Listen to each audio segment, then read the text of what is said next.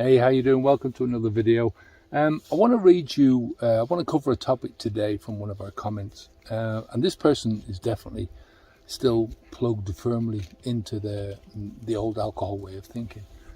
And before I read you the comment, I want to say that I tried to reach out to this guy.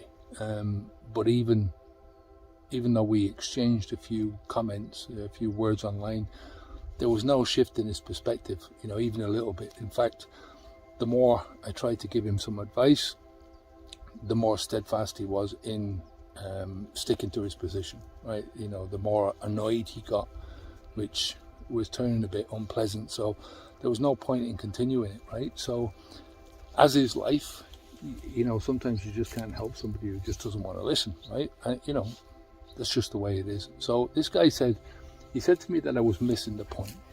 He said people learn to moderate not because they really want to drink less, but because they want to be part of the world. And this just struck me, they want to be part of the world. If you're fine with being a quitter, this is what he said, and telling the rest of the world that you're a loser and that they should shun you, that's great. But if you want to be part of the world, then you have to learn how to drink. And this is all part of the con, right? This is all part of the propaganda that keeps you plugged into this idea that pouring a poison into your body is fun, right? That there's some point to it, that there is an end game to this. This person really thinks that you have to drink to be part of the world. And if you don't drink, you're a loser or a weirdo or a zealot or whatever it is that they want to call you. It's a negative thing. And the thing that struck me about this comment was, I get it, I've been there. If drinking is your world, if the only way you look at how to be with other people or to meet other people or to chill out or to relax, or whatever it is that you see in that, if that is your world, then what do you expect? Your eyes are only going to see what your brain interprets, right? And it's this way I used to think about myself. Alcohol, I felt, was a part of my life. It was a part of who I was as a person, who I felt I was, who I was at the core. And once you get stuck in that way of thinking, everything revolves around that. Everything can only revolve around that. When I was talking to some cops in New York a few years ago, a word that kept coming up over and over again was decompressing. And these guys felt that the only way to do that was through alcohol, and particularly drinking alcohol in a bar after they'd come off their shifts, cop bars, where they were sure they wouldn't be hassled, they wouldn't get any hassle, where there was an element of safety, where everyone understood them at a raw level because they were all experiencing the same things. Everyone understood the kind of things that you were going through during the day on a day-to-day basis, right? All the bullshit, all the dangers, all the abuse that you had to put up with, the huge responsibility of your job. And there's something to that, right? This decompression. There's a pull in that which is very strong, and it's difficult to resist once you get pulled into it, right? I used to feel a very similar thing back in the day when I worked in the forestry.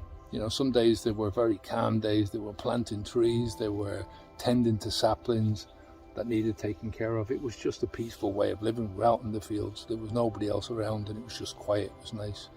But mostly I worked with a chainsaw, and what we were doing was opening up these inspection paths. So we cut the branches off the trees so that somebody could walk all the way through the forest.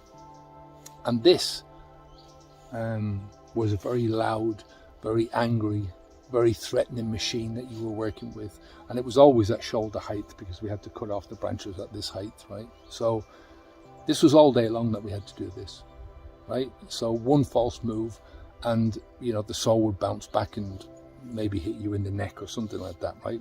And that was how I felt when I finished work, right? I needed to decompress. Now, it seemed to me at the time that the only method of decompressing or actually chilling out was in a local bar after a few pints. Of course, there are many ways of achieving a much greater level of relaxation, and decomposition, if you like, than plugging yourself into a Guinness tap after work. But then it comes back to the old adage: if the only tool in your box is a hammer, then the world becomes a nail. Take for example what this guy is saying. I'm presuming it's a young person, for argument's sake. We'll talk about this as a young man. And his whole reason for using alcohol, or his need to moderate his alcohol use, to be part of the world. Listen to what he's saying there. To be part of the world. How sad is that, really? That you have to poison yourself, you have to poison your life in order that you can fit in. And this is not an unusual thought, right? It's not just about the alcohol either.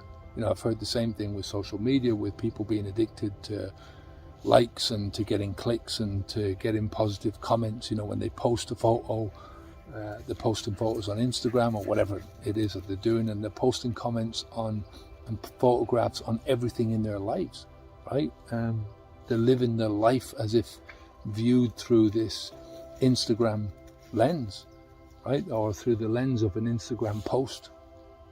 And then now you've got cancel culture as well, where you're afraid to say what you truly think because, some arsehole out there will try and get you sacked because you've offended them. Or they'll say to you, you're a racist or a homophobe or a religious nut or a sexist or a misogynist. Everything is about identity, and it's become that way. Your ethnicity, the color of your skin, your sex, your gender, your sexuality, and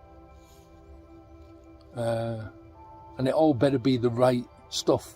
You better be in the right position, you better be the right person, or watch out, buddy, you're for the chopping block if you don't say the right things. Now, it's all right for somebody like me who doesn't give a damn about that stuff, but I can imagine how difficult this is for any young people growing up these days, treading as lightly as possible through this victimization minefield, trying not to get blown up, having your life ruined because you've hurt somebody else's feelings. It's a race to the bottom, folks, and karma is not something that you want to be messing around with. What goes around comes around. So, these people who are employing these tactics, that same thing is going to come around and bite them in the arse. But listen, this young guy who wrote this comment, right? His worldview is that he doesn't use alcohol. If he doesn't use alcohol, he risks being ostracized or shunned, cancelled, in other words. If you read some of his follow-up comments, he talks about being beaten up for not drinking, or that's in his mind, right? So in his mind, if he tries to go to a bar and not drink, there's a perceived threat, real or not. Not only from the other people in the bar, but from the barman as well, and I'm sure he doesn't mean this literally, or maybe he does, right? How do I know? I don't know the kind of places that he lives. He goes so far as to equate not drinking with being a loser, like I said in the beginning. So the thing about this is, I drank for over 30 years. It's a decade since I unplugged from alcohol, and a decade since I broke free of that kind of thinking. And I regard those 30 years of my life where I was drinking alcohol, either at home or I was handing over my hard-earned cash over the counter in a bar to some stranger, right? They were years when I lost the most. I lost my youth, I lost my vigor, I lost my dignity, my self-respect in the moment, certainly. And I diminished those things in myself over the years as a man, right? Look, it is what it is. You can't change the past. All you can do is to learn from the lessons that your own past is trying to teach you. If you're open to these things, if you open up your mind to those lessons, then you're going to learn. If I could go back and give myself one piece of advice, it would be stay clear of bars, stay clear of nightclubs, anywhere where the sole purpose is to sell you as much drink as they can, as much of this drug as they can. The same advice I would be giving to myself to steer clear of a drug, then it's the same thing by a different name. So look, when I look back on my own life as a drinker, I feel like I was a completely different person. And I was walking around with a different worldview in my head. I was living my life, making my decisions based off of this worldview. And this worldview that I had was revolving around the delusion in drinking alcohol. And it's a delusion that is taught to us by our culture through advertisements, the local culture that you live in, that you happen to be brought in, up in, right? But it's much closer to us because it's our family and our friends that create this delusion as well, or just uphold this delusion. But I think the delusion becomes much deeper because it's you that goes along for the ride. I went along for the ride with this. I was feeding the delusion in myself. I believed all the lies. I lived my life like the delusion was true, right? I made this my life. I made that 30 years of drinking. You know, the easiest person to delude is always yourself. You know what to say to yourself to get yourself to go along with that delusion. You know what emotional buttons to press. You know the hiding places within your own mind. You know, the places where you don't have to think about what might be true or what might not be true or what's lies or what's not lies.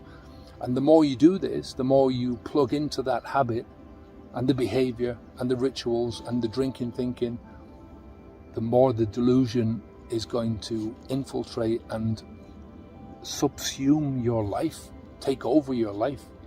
You know, the more involved your mind becomes in the delusion, the more you're going to believe that you're a loser or a quitter, right, for wanting to do anything else in life. You know, the world is always going to reflect what you perceive. That's all it can ever do, is you see things and then you're interpreting those things, right? That includes your attitudes, what you're responsible for, your commitments and your value judgments. You know, these things that you're telling yourself about being called a quitter or a loser, that's a value judgment. It's a personal view that becomes a kind of a prison of your own construction. And, you know, one that you're never going to get away from without some serious thinking, without some serious introspection. And nobody else can do the work for you. You have to stop the work, stop the flow yourself, do the work yourself, and move on to other things yourself. But it has to start with that introspection. You know, I always feel sorry for people like this guy who's made this comment, because I get where they're coming from. Like I said, you know, I've been there. I feel that discomfort. You know, if you like, it's a lack of surety in life, a lack of certain knowledge. You know, when your knowledge of the world revolves around the truth that is so fragile and small, and the worst thing is you don't know any different. You don't know that you're there. You don't know you're in the middle of this thing, right? You might have an inkling that you're in some kind of a functional bind, but you don't have the experience or the knowledge to figure it out. And you're never going to figure it out if you stay plugged into the exact thing that you're trying to comprehend, right? You're always going to be stuck in that very small, very limited viewpoint on the world. It's like the old joke about one fish asking another fish, how's the water? And the first fish asking, what's water?